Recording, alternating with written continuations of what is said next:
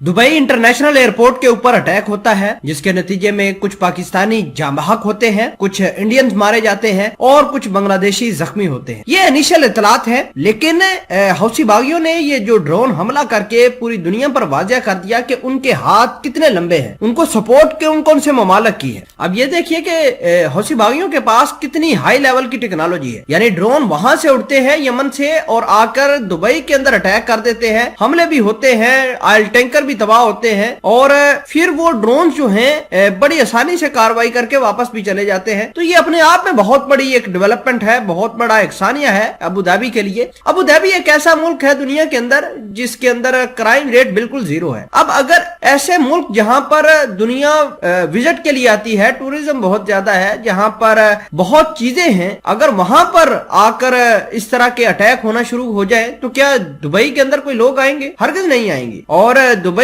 अपने इन्वेस्टर जरूर खोएगा। मैं इस खबर की अहम डिस्कशन आपके साथ करता हूं। छोटी सी गुजारिश है कि असनाद टीवी को सब्सक्राइब कर लें, पास मौजूद घंटी के निशान को दबा लें ताकि लेटेस्ट न्यूज आप तक बर वक्त पहुंचती रहे। सामने कदर सबसे पहले आप ये देखिए कि अबू धाबी के अंदर हो क्या रहा है। एक तो इजरायली इसके अंदर आनकर बैठ गए, अबू धाबी के अंदर भी और सऊदी अरेबिया के अंदर। अब दोनों ही मुल्कों को ये समझ लेना चाहिए कि जहां पर यहूदी लाबी आकर बैठ जाए, उस मुल्क का क्या सॉवरेनिटी है, उस मुल्क की क्या आप समझते हैं कौमी सलामती होगी या अमनो ईमान होगा। जहां देखिए आप अपने आसपास जिस मुल्क के अंदर इजरायली आकर काबिज हुए हैं, उस मुल्क का बेड़ा गर्क हो गया है और यही अबू धाबी के साथ हुआ है। अबू धाबी के अंदर आज तक इस तरह के वाकयात नहीं हुए कि आकर डायरेक्ट हमले होने शुरू हो जाएं, उनके एयरपोर्ट्स के ऊपर लोग मारे जाएं। लोग तो दुबई के ऊपर ट्रस्ट करते हैं कि यहां पर आकर लोग अमन महसूस करते हैं, अपने आप को सिक्योर महसूस करते हैं। तो देखिए कि जो अशरफ गनी है वो भी भागकर अबू धाबी के अंदर ही गए थे ताकि उनको सिक्योरिटी मिल सके। अगर अबू धाबी के ऊपर हमले होना शुरू हो जाए तो फिर मसाइल बहुत ज्यादा बढ़ेंगे। दूसरे नंबर पर बड़ी अहम बात यह है कि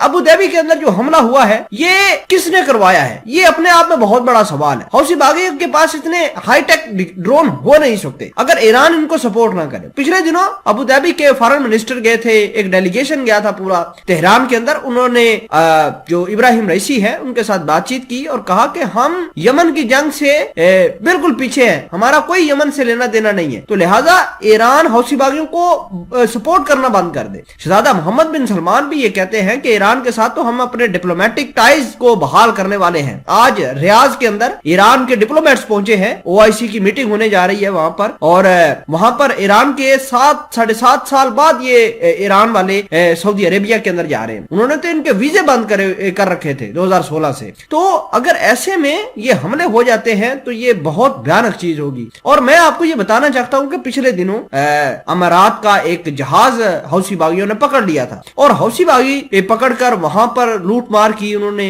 वहां पर जो असला भेज रहे थे सऊदी अरेबिया की फोर्सेस के लिए वो लूट लिया, कुछ मेडिकल इक्विपमेंट थे, कुछ एम्बुलेंसेस थी, सब ले उड़े वो हौसी बागी। और हौसी बागियों ने आज ये जो काम किया है हमले वाला, ड्रोन हमले वाला, इसने तो पूरी दुनिया को हिला के रखा हुआ है। और अमेरिका आज ये बयान जारी करता है कि अबू धाबी को भी अटैक करने चाहिए। अब होगा क्या कि अबू धाबी इतने जंग के हालात बर्दाश्त नहीं कर सकता, ना ही उसने सच उसके पास एक्सपीरियंस है उनके लोगों के पास कि वो जंग कर सके या इस तरह के ड्रोन अटैक कर सके। कोई इतना बड़ा खास एक्सपीरियंस नहीं है, तो लिहाजा ये किराए के फौजी अमेरिका से लेंगे, अपने सिस्टम लगाएंगे, इजराइल से लाएंगे, तो फिर जाकर यमनी हौसी बागियों के ऊपर ये रिस्पॉन्स बैक करेंगे। लेकिन मैं आपको ये बता देता हूं कि अमेरिका और इजराइल को खुली छुट्टी मिल गई है कि वो अब अपने असले का खलवाड़ भी अबू धाबी के साथ करे, अपनी जो जड़ें हैं वो भी यहां पर मजबूत करे और इसकी तबाही भी अबू धाबी की करे।